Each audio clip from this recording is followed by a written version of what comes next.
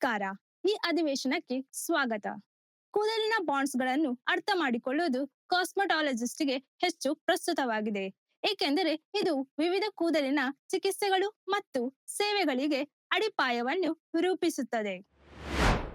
ಉದ್ದೇಶಗಳು. ಈ ಅಧಿವೇಶನದ ಕೊನೆಯಲ್ಲಿ ನೀವು ಹೀಗೆ ಮಾಡಬಹುದು: ಹೇರ್ ಬಾಂಡ್ಗಳ ವಿಧಗಳನ್ನು ವಿವರಿಸಿ, ಹೇರ್ ಸ್ಟ್ರೈಟ್ನಿಂಗ್, ಹೇರ್ ರೀಬಾಂಡಿಂಗ್ ಮತ್ತು ಸ್ಮೂತ್ನಿಂಗ್ ಪ್ರಕ್ರಿಯೆಯನ್ನು ವಿವರಿಸಿ, ಕೂದಲು ವಿಶ್ಲೇಷಣೆ ಮತ್ತು ಕೂದಲು ಪರೀಕ್ಷೆಯನ್ನು ನಡೆಸುವುದು ಮತ್ತು ರಿಲ್ಯಾಕ್ಸರ್ಗಳ ಪ್ರಕಾರಗಳನ್ನು ವಿವರಿಸಿ. ಹೇರ್ ಬಾಂಡ್ಗಳು ಮತ್ತು ಅವುಗಳ ಪ್ರಕಾರಗಳು. ಹೇರ್ ಬಾಂಡ್ ಎಂದರೆ ಕೂದಲಿನ ಪ್ರೋಟೀನ್ ಮಾಲಿಕ್ಯೂಲ್ಗಳನ್ನು ಒಟ್ಟಿಗೆ ಹಿಡಿದಿಟ್ಟುಕೊಳ್ಳುವ ರಚನಾತ್ಮಕ ಲಿಂಕ್ಗಳು. ಕೂದಲಿನ ಶಕ್ತಿ, ಎಲಾಸ್ಟಿಸಿಟಿ ಮತ್ತು ಒಟ್ಟಾರೆ ಸ್ಥಿತಿಯನ್ನು ನಿರ್ಧರಿಸುವಲ್ಲಿ ಅವು ನಿರ್ಣಾಯಕವಾಗಿವೆ. ನಮ್ಮ ಕೂದಲು ಕೆರಾಟಿನ್ ಎಂಬ ಫೈಬರ್ಸ್ ಪ್ರೋಟೀನ್ನಿಂದ ಕೂಡಿದೆ. ಕೂದಲಿನ ಆರೈಕೆ ಮತ್ತು ಸ್ಟೈಲಿಂಗ್ಗೆ ಕೂದಲಿನ ಬಾಂಡಿಂಗ್ಗಳನ್ನು ಅರ್ಥ ಮಾಡಿಕೊಳ್ಳುವುದು ಬಹಳ ಮುಖ್ಯ. ಕೂದಲು ರೀಬಾಂಡಿಂಗ್, ಪರ್ಮಿಂಗ್ ಅಥವಾ ಕಲರಿಂಗ್ನಂತಹ ರಾಸಾಯನಿಕ ಚಿಕಿತ್ಸೆಗಳು ಬಯಸಿದ ಫಲಿತಾಂಶಗಳನ್ನು ಸಾಧಿಸಲು ಈ ಬಾಂಡ್ಗಳನ್ನು ಮುರಿದು ಪುನಃ ರಚಿಸುವುದನ್ನು ಅವಲಂಬಿಸಿವೆ. ಸರಿಯಾದ ಕೂದಲ ರಕ್ಷಣೆ, ಉದಾಹರಣೆಗೆ ಕೆರಾಟಿನ್ ಮತ್ತು ಅಮಿನೋ ಆಸಿಡ್ ಹೊಂದಿದ ಉತ್ಪನ್ನಗಳನ್ನು ಬಳಸುವುದು ಈ ಬಂಧಗಳನ್ನು ಕಾಪಾಡಿಕೊಳ್ಳಲು ಮತ್ತು ಬಲಪಡಿಸಲು, ಕೂದಲಿನ ಆರೋಗ್ಯ ಮತ್ತು ಚೈತನ್ಯವನ್ನು ಸುಧಾರಿಸಲು ಸಹಾಯ ಮಾಡುತ್ತದೆ. ಹೇರ್ ಬಾಂಡ್ಗಳಲ್ಲಿ 3 ವಿಧಗಳಿವೆ. ಇವು ಡೈಸಲ್ಫೈಡ್ ಬಾಂಡ್ಗಳು, ಸಾಲ್ಟ್ ಬಾಂಡ್ಗಳು ಮತ್ತು ಹೈಡ್ರೋಜನ್ ಬಾಂಡ್ಗಳು. ಈಗ ಇವುಗಳಲ್ಲಿ ಪ್ರತಿಯೊಂದನ್ನು ವಿವರವಾಗಿ ನೋಡೋಣ. ಡೈಸಲ್ಫೈಡ್ ಬಾಂಡ್ಗಳು. ಹೇರ್ ಬಾಂಡ್ಗಳಲ್ಲಿ ಡೈಸಲ್ಫೈಡ್ ಬಾಂಡ್ಗಳು ಎಲ್ಲಕ್ಕಿಂತ ಪ್ರಬಲವಾದವು. ಈ ಬಾಂಡ್ಗಳು ನಮ್ಮ ಕೂದಲಿನ ಆಕಾರ ಮತ್ತು ರಚನೆಗೆ ಕಾರಣವಾಗಿವೆ. ಕೂದಲಿನಲ್ಲಿ ಹೆಚ್ಚು ಡೈಸಲ್ಫೈಡ್ ಬಾಂಡ್ಗಳು ಇದ್ದಷ್ಟು ಅದು ಗುಂಗುರು ಆಗುತ್ತದೆ. ಈ ಬಾಂಡ್ಗಳು ಅತ್ಯಂತ ಸ್ಥಿತಿಸ್ಥಾಪಕವಾಗಿದ್ದು, ನೀರು ಅಥವಾ ಶಾಖದಿಂದ ಮುರಿಯಲಾಗುವುದಿಲ್ಲ. ಪರ್ಮ್ಗಳು, ರಿಲ್ಯಾಕ್ಸರ್ಗಳು ಅಥವಾ ಕೂದಲಿನ ಬಣ್ಣದಲ್ಲಿ ಕಂಡುಬರುವ ರಾಸಾಯನಿಕ ಏಜೆಂಟ್ಗಳು ಮಾತ್ರ ಈ ಬಂಧಗಳನ್ನು ಮುರಿಯಬಹುದು. ಒಮ್ಮೆ ಮುರಿದು ಹೋದರೆ ಡೈಸಲ್ಫೈಡ್ ಬಾಂಡ್ಗಳನ್ನು ಸುಧಾರಿಸಲಾಗುವುದಿಲ್ಲ.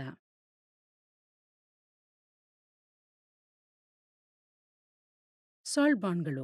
ಸಾಲ್ಟ್ ಬಾಂಡ್ಗಳು ಒಟ್ಟಾರೆ ಕೂದಲಿನ ಸುಮಾರು 1/3 ಭಾಗದಷ್ಟು ಶಕ್ತಿಯನ್ನು ಹೊಂದಿವೆ. ಕೂದಲಿನ ಪಿಎಚ್ ಮಟ್ಟದಲ್ಲಿನ ಬದಲಾವಣೆಗಳಿಂದ ಆಮ್ಲೀಯ ಮತ್ತು ಕ್ಷಾರೀಯ ಎರಡೂ ದಿಕ್ಕುಗಳಲ್ಲಿಯೂ ಈ ಬಾಂಡ್ಗಳನ್ನು ಮುರಿಯಬಹುದು. 5.5 ಅಥವಾ ಹೆಚ್ಚಿನ ಪಿಎಚ್ ಹೊಂದಿರುವ ವಸ್ತುಗಳನ್ನು ಕೂದಲಿಗೆ ಹಚ್ಚಿದಾಗ ಸಾಲ್ಟ್ ಬಾಂಡ್ಗಳು ಸುಲಭವಾಗಿ ಮುರಿಯಲ್ಪಡುತ್ತವೆ. ಹೈಡ್ರೋಜನ್ ಬಾಂಡ್ಗಳು. ಹೇರ್ ಬಾಂಡ್ಗಳಲ್ಲಿ ಹೈಡ್ರೋಜನ್ ಬಾಂಡ್ಗಳು ಅತ್ಯಂತ ಸುಲಭವಾಗಿ ಹೊಂದಿಕೊಳ್ಳುತ್ತವೆ. ನೀರು ಮತ್ತು ಶಾಖದ ಉಪಸ್ಥಿತಿಯಲ್ಲಿ ಹೈಡ್ರೋಜನ್ ಬಾಂಡ್ಗಳನ್ನು ಸುಲಭವಾಗಿ ಮುರಿಯಬಹುದು. ಈ ಬಾಂಡ್ಗಳು ನಮ್ಮ ಕೂದಲಿನ ಆಕಾರವನ್ನು ತಾತ್ಕಾಲಿಕವಾಗಿ ಬದಲಾಯಿಸಬಲ್ಲವು. ಉದಾಹರಣೆಗೆ, ಒದ್ದೆ ಅಥವಾ ಶಾಖದಿಂದ ಸ್ಟೈಲಿಂಗ್ ಮಾಡುವಾಗ ಕೂದಲು ಒದ್ದೆಯಾದಾಗ ಅಣುಗಳು ಕೂದಲಿನ ಫೈಬರ್ ಅನ್ನು ಭೇದಿಸುತ್ತವೆ. ಮೊದಲಿನ ಹೈಡ್ರೋಜನ್ ಬಾಂಡ್ಗಳನ್ನು ಮುರಿದು ಹೊಸದನ್ನು ರೂಪಿಸುತ್ತವೆ. ಕೂದಲನ್ನು ಹೊಂದಿಸಲು ರೋಲರ್ಗಳನ್ನು ಬಳಸುವಾಗ ಕಂಡುಬರುವಂತೆ ಇದು ನಮ್ಮ ಕೂದಲಿನ ಆಕಾರವನ್ನು ಬದಲಾಯಿಸಲು ಮತ್ತು ಬಲವಾದ ಹಿಡಿತವನ್ನು ಹೊಂದಲು ಅನುವು ಮಾಡಿಕೊಡುತ್ತದೆ. ಹೇರ್ ರೀಬಾಂಡಿಂಗ್, ಸ್ಮೂತ್ನಿಂಗ್ ಮತ್ತು ಸ್ಟ್ರೈಟ್ನಿಂಗ್.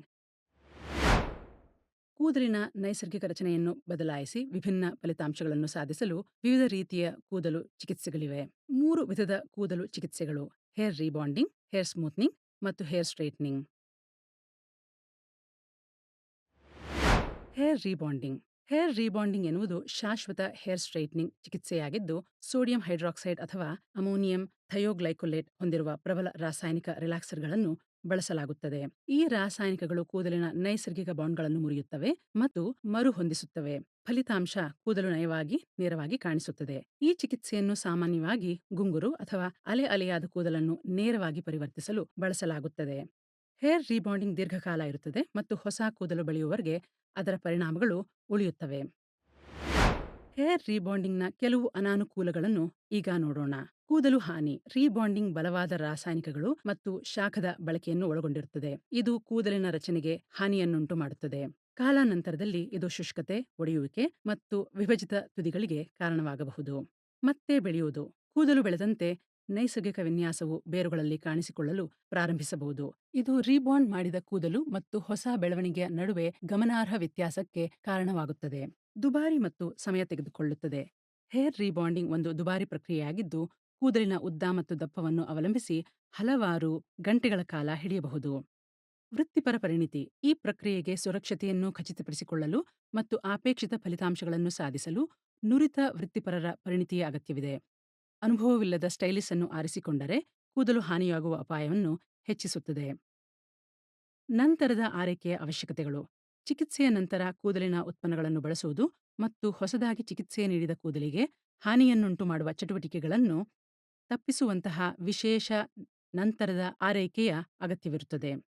ಕೆಲವು ಕೂದಲಿನ ಪ್ರಕಾರಗಳಿಗೆ ಮಿತಿಗಳು. ಹೇರ್ ರೀಬಾಂಡಿಂಗ್ ಕೆಲವು ರೀತಿಯ ಕೂದಲು ಅಥವಾ ಪರಿಸ್ಥಿತಿಗಳಿಗೆ ಸೂಕ್ತವಾಗಿರುವುದಿಲ್ಲ.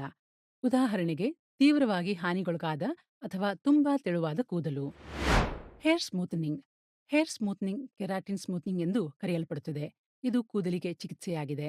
ಒರಟನ್ನು ಕಡಿಮೆ ಮಾಡುವುದು, ನಿರ್ವಹಣೆಯನ್ನು ಸುಧಾರಿಸುವುದು ಮತ್ತು ನಯವಾದ ಮತ್ತು ಮೃದುವಾದ ನೋಟವನ್ನು ಸೃಷ್ಟಿಸುವುದು ಇದರ ಉದ್ದೇಶವಾಗಿದೆ. ಹೇರ್ ಸ್ಟ್ರೈಟ್ನಿಂಗ್‌ನಂತಲ್ಲದೆ ಇದು ಕೂದಲಿನ ನೈಸರ್ಗಿಕ ಗುಂಗುರನ್ನು ಸಂಪೂರ್ಣವಾಗಿ ನೇರಗೊಳಿಸುವುದಿಲ್ಲ. ಈ ಚಿಕಿತ್ಸೆಯಲ್ಲಿ ಕೆರಾಟಿನ್ ಹೊಂದಿರುವ ಹೇರ್ ಸ್ಮೂತ್ನಿಂಗ್ ಉತ್ಪನ್ನಗಳನ್ನು ಬಳಸಲಾಗುತ್ತದೆ. ಇದು ಕೂದಲಿನ ಶಾಫ್ಟ್ ಅನ್ನು ಬಲಪಡಿಸುತ್ತದೆ ಮತ್ತು ಸುಗಮಗೊಳಿಸುತ್ತದೆ. ತಮ್ಮ ಕೂದಲನ್ನು ಸಂಪೂರ್ಣವಾಗಿ ನೇರಗೊಳಿಸದೆಯೇ ಮೃದುವಾದ ನೋಟವನ್ನು ಬಯಸುವ ವ್ಯಕ್ತಿಗಳಿಗೆ ಹೇರ್ ಸ್ಮೂತ್ನಿಂಗ್ ಸೂಕ್ತವಾಗಿದೆ. ಹೇರ್ ಸ್ಮೂತ್ನಿಂಗ್‌ನ ಕೆಲವು ಅನಾನುಕೂಲಗಳನ್ನು ಈಗ ನೋಡೋಣ. ಸೀಮಿತ ನೇರಗೊಳಿಸುವಿಕೆ. ಹೇರ್ ರೀಬಾಂಡಿಂಗ್‌ಗಿಂತ ಭಿನ್ನವಾಗಿ ಹೇರ್ ಸ್ಮೂತ್ನಿಂಗ್ ಸಂಪೂರ್ಣವಾಗಿ ನೇರವಾದ ನೋಟವನ್ನು ಒದಗಿಸುವುದಿಲ್ಲ. ಇದು ಕೆದರುವುದನ್ನು ಕಡಿಮೆ ಮಾಡಿ ಕೂದಲನ್ನು ಸುಗಮವಾಗಿ ಮತ್ತು ಸುಲಭವಾಗಿ ನಿರ್ವಹಿಸುವಂತೆ ಮಾಡಲು ಕೇಂದ್ರೀಕರಿಸುತ್ತದೆ, ಆದರೆ ಇದು ರೀಬಾಂಡಿಂಗ್ ಮಟ್ಟದ ನೇರತೆಯನ್ನು ಸಾಧಿಸುವುದಿಲ್ಲ. ಅರೆ ಶಾಶ್ವತ ಫಲ. ಹೇರ್ ಸ್ಮೂತ್ನಿಂಗ್‌ನಲ್ಲಿ ಕೂದಲಿನ ಮೃದುತ್ವ ಕೆಲವು ತಿಂಗಳುಗಳವರೆಗೆ ಮಾತ್ರ ಇರುತ್ತದೆ. ಇದು ಶಾಶ್ವತ ಪರಿಹಾರವಲ್ಲ. ಪರಿಣಾಮವು ಕ್ರಮೇಣ ಕಡಿಮೆಯಾಗುತ್ತದೆ ಮತ್ತು ಫಲಿತಾಂಶಗಳನ್ನು ಕಾಪಾಡಿಕೊಳ್ಳಲು ಟಚ್‌ಅಪ್‌ಗಳು ಅಥವಾ ಚಿಕಿತ್ಸೆಯ ಪುನರಾವರ್ತನೆಯು ಅಗತ್ಯವಾಗಿರುತ್ತದೆ.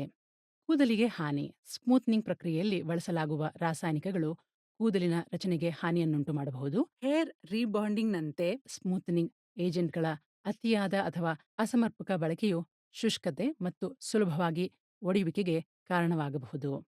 ಅಲರ್ಜಿಯ ಪ್ರತಿಕ್ರಿಯೆಗಳು. ಕೆಲವು ವ್ಯಕ್ತಿಗಳು ಸ್ಮೂತ್ನಿಂಗ್ ಪ್ರಕ್ರಿಯೆಯಲ್ಲಿ ಬಳಸುವ ರಾಸಾಯನಿಕಗಳಿಗೆ ಸೂಕ್ಷ್ಮವಾಗಿರಬಹುದು ಮತ್ತು ಅಲರ್ಜಿಯ ಪ್ರತಿಕ್ರಿಯೆಗಳು ಅಥವಾ ನೆತ್ತಿಯಲ್ಲಿ ಕಿರಿಕಿರಿಯನ್ನು ಅನುಭವಿಸಬಹುದು. Hair straightening. ಹೇರ್ ಸ್ಟ್ರೈಟ್ನಿಂಗ್ ಎನ್ನುವುದು ಹೀಟ್ ಸ್ಟೈಲಿಂಗ್ ಉಪಕರಣಗಳು ಅಥವಾ ತಾತ್ಕಾಲಿಕ ಕೂದಲು ನೇರಗೊಳಿಸುವ ಉತ್ಪನ್ನಗಳನ್ನು ಬಳಸಿ ನೇರವಾಗಿ ಕಾಣಿಸುವ ಒಂದು ವಿಧಾನವಾಗಿದೆ. ಫ್ಲಾಟ್ ಐರನ್‌ಗಳಂತಹ ಹೀಟ್ ಸ್ಟೈಲಿಂಗ್ ಉಪಕರಣಗಳು ಮತ್ತು ಸೀರಮ್‌ಗಳಂತಹ ಕೂದಲನ್ನು ನೇರವಾಗಿಸುವ ಉತ್ಪನ್ನಗಳನ್ನು ಈ ಉದ್ದೇಶಕ್ಕಾಗಿ ಸಾಮಾನ್ಯವಾಗಿ ಬಳಸಲಾಗುತ್ತದೆ. ವಿಶೇಷವಾಗಿ ಗುಂಗುರು ಅಥವಾ ಅಲೆ-ಅಲೆಯಾದ ಕೂದಲನ್ನು ನಯವಾಗಿ, ನೇರವಾಗಿ ಕಾಣುವಂತೆ ಮಾಡಲು ಇದನ್ನು ಹೆಚ್ಚಾಗಿ ಬಳಸಲಾಗುತ್ತದೆ. ಹೇರ್ ಸ್ಟ್ರೈಟ್ನಿಂಗ್ ಪರಿಣಾಮವು ಕೂದಲು ಒದ್ದೆಯಾದರೆ ಅಥವಾ ತೇವವಾದರೆ ಕ್ರಮೇಣ ಕೂದಲಿನ ಮೂಲ ವಿನ್ಯಾಸಕ್ಕೆ ಹಿಂದಿರುಗುತ್ತದೆ. ಹೇರ್ ಸ್ಟ್ರೈಟ್ನಿಂಗ್‌ನ ಕೆಲವು ಅನಾನುಕೂಲಗಳನ್ನು ನೋಡೋಣ. ಕೂದಲಿಗೆ ಹಾನಿ. ಫ್ಲಾಟ್ ಐರನ್‌ಗಳು ಮತ್ತು ಕರ್ಲಿಂಗ್ ಐರನ್‌ಗಳಂತಹ ಹೀಟ್ ಸ್ಟೈಲಿಂಗ್ ಉಪಕರಣಗಳನ್ನು ಪದೇ ಪದೇ ಬಳಸುವುದು ಶುಷ್ಕತೆ, ಸೀಳು ತುದಿಗಳು ಮತ್ತು ಒಡೆಯುವಿಕೆಯಂತಹ ಹಾನಿಗೆ ಕಾರಣವಾಗಬಹುದು. ತೇವಾಂಶದ ನಷ್ಟ. ಹೀಟ್ ಸ್ಟೈಲಿಂಗ್ ಕೂದಲಿನ ನೈಸರ್ಗಿಕ ತೇವಾಂಶವನ್ನು ತೆಗೆದು ಶುಷ್ಕವಾಗಿಸಿ ಫ್ರಿಜ್‌ಗೆ ಒಳಗಾಗಿಸುತ್ತದೆ. ಅಸಮಂಜಸ ಫಲಿತಾಂಶಗಳು. ರಾಸಾಯನಿಕ ರಿಲ್ಯಾಕ್ಸರ್‌ಗಳು ಅಥವಾ ಹೀಟ್ ಸ್ಟೈಲಿಂಗ್‌ನೊಂದಿಗೆ ಸಂಪೂರ್ಣವಾಗಿ ನೇರವಾದ ಕೂದಲನ್ನು ಸಾಧಿಸುವುದು ಕಷ್ಟ. ಇದರಿಂದ ಸಮವಲ್ಲದ ರಚನೆ ಉಂಟಾಗುವ ಅಸಂಗತ ಫಲಿತಾಂಶಗಳು ಸಂಭವಿಸಬಹುದು. ಅವಲಂಬನೆ. ನಿಯಮಿತವಾಗಿ ಸ್ಟ್ರೈಟ್ನಿಂಗ್ ವಿಧಾನಗಳನ್ನು ಬಳಸುವುದು ಈ ತಂತ್ರಗಳ ಮೇಲೆ ಅವಲಂಬನೆಗೆ ಕಾರಣವಾಗಬಹುದು ಮತ್ತು ಕೆಲವರು ತಮ್ಮ ನೈಸರ್ಗಿಕ ಕೂದಲಿನ ವಿನ್ಯಾಸದಿಂದ ಅನಾನುಕೂಲ ಅಥವಾ ಅತೃಪ್ತಿಯನ್ನು ಅನುಭವಿಸಬಹುದು. ನೆತ್ತಿಯ ವಿಶ್ಲೇಷಣೆ ಮತ್ತು ಕೂದಲು ಪರೀಕ್ಷೆ. ಕೂದಲು ಮತ್ತು ನೆತ್ತಿಯ ಸ್ಥಿತಿಯನ್ನು ನಿರ್ಣಯಿಸಲು ಕ್ಲೈಂಟ್ ಸಮಾಲೋಚನೆಗಳ ಸಮಯದಲ್ಲಿ ಕೂದಲಿನ ವಿಶ್ಲೇಷಣೆ ಅಗತ್ಯ. ಪ್ರಾರಂಭಿಸುವ ಮೊದಲು ಯಾವುದೇ ವಿಧಾನವನ್ನು ಯಾವಾಗಲೂ ವಿವರಿಸಿ. ದಾಖಲಿಸಲು ಡಯಾಗ್ನೋಸ್ಟಿಕ್ ರೆಕಾರ್ಡ್ ಕಾರ್ಡ್ ಬಳಸಿ. ಕೂದಲಿಗೆ ಬೇಕಾದ ಸೂಕ್ತ ಚಿಕಿತ್ಸೆ ಅಥವಾ ಆರೈಕೆಯನ್ನು ನಿರ್ಧರಿಸಲು ಈ ಪರೀಕ್ಷೆಗಳ ಫಲಿತಾಂಶಗಳನ್ನು ಬಳಸಿ. ಕೂದಲಿನ ಆರೋಗ್ಯ ಮತ್ತು ಗುಣಲಕ್ಷಣಗಳ ವಿವಿಧ ಅಂಶಗಳನ್ನು ನಿರ್ಣಯಿಸಲು 3 ವಿಧಾನಗಳನ್ನು ಬಳಸಲಾಗುತ್ತದೆ. ಅವುಗಳೆಂದರೆ ಪೊರೊಸಿಟಿ ಟೆಸ್ಟ್, ಡಯಾಮೀಟರ್ ಟೆಸ್ಟ್ ಮತ್ತು ಎಲಾಸ್ಟಿಸಿಟಿ ಟೆಸ್ಟ್. Porosity test. ಪೊರೊಸಿಟಿಯು ತೇವಾಂಶವನ್ನು ಹೀರಿಕೊಳ್ಳುವ ಕೂದಲಿನ ಸಾಮರ್ಥ್ಯವನ್ನು ಅಳೆಯುತ್ತದೆ. ಹೆಚ್ಚು ಸರಂಧ್ರ ಮತ್ತು ಹಾನಿಗೊಳಗಾದ ಕೂದಲು ಮಂದವಾಗಿ, ಶುಷ್ಕವಾಗಿ ಮತ್ತು ಒಡೆಯುವ ಸಾಧ್ಯತೆಯಿದೆ. ನಯವಾದ ಕೂದಲು ಕಡಿಮೆ ಪೊರೊಸಿಟಿಯನ್ನು ಹೊಂದಿರುತ್ತದೆ. ಸ್ವಲ್ಪ ಒರಟು ಕೂದಲು ಆರೋಗ್ಯಕರ ಮತ್ತು ಸಾಮಾನ್ಯವಾಗಿದೆ. ಒರಟು, ತುಂಬಾ ಒರಟು ಮತ್ತು ಒಣ ಕೂದಲು ಹಾನಿಯನ್ನು ಸೂಚಿಸುತ್ತದೆ ಮತ್ತು ದುರಸ್ತಿ ಚಿಕಿತ್ಸೆ ಅಥವಾ ಕತ್ತರಿಸುವ ಅಗತ್ಯವಿರುತ್ತದೆ. Diameter test. ತೆಳುವಾದ ಕೂದಲು ಅತಿಯಾದ ಜಿಡ್ಡು ಅಥವಾ ಓವರ್‌ಲೋಡ್‌ಗೆ ಹೆಚ್ಚು ಒಳಗಾಗುತ್ತದೆ. ದಪ್ಪ ಕೂದಲು ಚಿಕಿತ್ಸೆಗಳಿಗೆ ಪ್ರತಿಕ್ರಿಯಿಸಲು ಹೆಚ್ಚು ಸಮಯ ತೆಗೆದುಕೊಳ್ಳಬಹುದು. ಕೂದಲನ್ನು ಮುಟ್ಟಿದರೆ ಕೂದಲಿನ ಡಯಾಮೀಟರ್ ಗುರುತಿಸಬಹುದು. Elasticity test. ಎಲಾಸ್ಟಿಸಿಟಿ ಕೂದಲಿನ ಕಾರ್ಟೆಕ್ಸ್‌ನ ಸ್ಥಿತಿಯನ್ನು ನಿರ್ಧರಿಸುತ್ತದೆ. ಆರೋಗ್ಯಕರ ಕೂದಲು ಅದರ ಉದ್ದದ ಮೂರನೆಯ ಒಂದು ಭಾಗದಷ್ಟು ವಿಸ್ತರಿಸುತ್ತದೆ ಮತ್ತು ಹಿಂತಿರುಗುತ್ತದೆ. ಹಾನಿಗೊಳಗಾದ ಕೂದಲು ಅದರ ಮೂಲ ಗಾತ್ರಕ್ಕೆ ಹಿಂದಿರುಗುವುದಿಲ್ಲ, ಆದರೆ ಶುಷ್ಕವಾದ ಕೂದಲು ಒತ್ತಡದಲ್ಲಿ ಒಡೆಯಬಹುದು. ರಿಲ್ಯಾಕ್ಸರ್‌ಗಳ ವಿಧಗಳು. ರಿಲ್ಯಾಕ್ಸರ್‌ಗಳು ಅತಿ ಗುಂಗುರು ಅಥವಾ ಸುರುಳಿಯಾಕಾರದ ಕೂದಲಿನ ನೈಸರ್ಗಿಕ ವಿನ್ಯಾಸವನ್ನು ಬದಲಾಯಿಸಲು ವಿನ್ಯಾಸಗೊಳಿಸಲಾದ ರಾಸಾಯನಿಕ ಉತ್ಪನ್ನಗಳಾಗಿವೆ. ರಿಲ್ಯಾಕ್ಸರ್‌ಗಳ ಪ್ರಾಥಮಿಕ ಉದ್ದೇಶವು ಕೂದಲನ್ನು ನೇರಗೊಳಿಸುವುದು, ಅದನ್ನು ಹೆಚ್ಚು ನಿರ್ವಹಿಸಲು ಮತ್ತು ಸ್ಟೈಲ್ ಮಾಡಲು ಸುಲಭವಾಗಿಸುವುದು. ರಿಲ್ಯಾಕ್ಸರ್‌ಗಳು ವಿಭಿನ್ನ ಪ್ರಕಾರಗಳಲ್ಲಿ ಲಭ್ಯವಿದೆ. ಪ್ರತಿಯೊಂದೂ ಅದರ ವಿಶಿಷ್ಟ ಸೂತ್ರ ಮತ್ತು ಅಪ್ಲಿಕೇಶನ್ ವಿಧಾನವನ್ನು ಹೊಂದಿದೆ. ರಿಲ್ಯಾಕ್ಸರ್‌ಗಳ ಮುಖ್ಯ ವಿಧಗಳು ಹೀಗಿವೆ: ಥಯೋಗ್ಲೈಕೊಲೇಟ್ ರಿಲ್ಯಾಕ್ಸರ್, ಆಸಿಡ್ ರಿಲ್ಯಾಕ್ಸರ್ ಮತ್ತು ಹೈಡ್ರಾಕ್ಸೈಡ್ ರಿಲ್ಯಾಕ್ಸರ್. ಈ ಪ್ರತಿಯೊಂದು ರಿಲ್ಯಾಕ್ಸರ್‌ಗಳನ್ನು ಈಗ ವಿವರವಾಗಿ ನೋಡೋಣ. ಥಯೋಗ್ಲೈಕೊಲೇಟ್ ರಿಲ್ಯಾಕ್ಸರ್. ಈ ರಿಲ್ಯಾಕ್ಸರ್‌ಗಳು ಥಯೋಗ್ಲೈಕೊಲೇಟ್ ಅನ್ನು ಹೊಂದಿರುತ್ತದೆ. ಇದು ಶಾಶ್ವತ ತರಂಗ ದ್ರಾವಣಗಳಲ್ಲಿ ಬಳಸಲಾಗುವ ಘಟಕಾಂಶವಾಗಿದೆ. ಅವು ದಪ್ಪ ಕ್ರೀಮ್ ಅಥವಾ ಜೆಲ್ ರೂಪದಲ್ಲಿ ಬರುತ್ತವೆ. ಥಯೋಗ್ಲೈಕೊಲೇಟ್ ರಿಲ್ಯಾಕ್ಸರ್‌ಗಳು ಕೂದಲಿನಿಂದ ಸುರುಳಿಯನ್ನು ತೆಗೆದುಹಾಕುವಲ್ಲಿ ಪರಿಣಾಮಕಾರಿ. ಥಯೋಗ್ಲೈಕೊಲೇಟ್ ರಿಲ್ಯಾಕ್ಸರ್‌ಗಳು ಕೂದಲನ್ನು ನೇರಗೊಳಿಸಲು ಪರಿಣಾಮಕಾರಿಯಾಗಬಹುದು, ಆದರೆ ಸರಿಯಾಗಿ ಬಳಸದಿದ್ದರೆ ಅಥವಾ ಆಗಾಗ್ಗೆ ಬಳಸಿದರೆ ಅವು ಕೂದಲಿನ ಮೇಲೆ ಕಠಿಣವಾಗಬಹುದು. ಸರಿಯಾಗಿ ಹಚ್ಚದೇ ಇದ್ದರೆ ಅಥವಾ ರಿಲ್ಯಾಕ್ಸರ್ ಅನ್ನು ಹೆಚ್ಚು ಹೊತ್ತು ಇಡುವುದರಿಂದ ಕೂದಲು ಒಣಗುವುದು, ಒಡೆಯುವುದು ಮತ್ತು ತೆಳುವಾಗುವುದು ಮುಂತಾದ ಕೂದಲಿನ ಹಾನಿಗೆ ಕಾರಣವಾಗಬಹುದು. ಆಸಿಡ್ ರಿಲ್ಯಾಕ್ಸರ್‌ಗಳು. ಆಸಿಡ್ ರಿಲ್ಯಾಕ್ಸರ್‌ಗಳು ಸಹ ಶಾಶ್ವತ ತರಂಗ ಪರಿಹಾರಗಳಂತೆ ಕಾರ್ಯನಿರ್ವಹಿಸುತ್ತವೆ. ಆಸಿಡ್ ರಿಲ್ಯಾಕ್ಸರ್‌ಗಳಲ್ಲಿನ ಸಕ್ರಿಯ ಘಟಕಾಂಶವು ಸಾಮಾನ್ಯವಾಗಿ ಬೈಸಲ್ಫೇಟ್ ಆಗಿದೆ. ಅವು ತುಂಬಾ ಸೌಮ್ಯವಾದ ಕ್ರಿಯೆಯನ್ನು ಹೊಂದಿದ್ದು, ಸ್ವತಂತ್ರವಾದ ರಿಲ್ಯಾಕ್ಸರ್‌ಗಿಂತ ಹೆಚ್ಚಾಗಿ ಮೃದುವಾದ ಕರ್ಲ್ ಪ್ರಕ್ರಿಯೆಗಳಲ್ಲಿ ಸಾಮಾನ್ಯವಾಗಿ ಬಳಸಲಾಗುತ್ತದೆ. ಹೈಡ್ರಾಕ್ಸೈಡ್ ರಿಲ್ಯಾಕ್ಸರ್‌ಗಳು.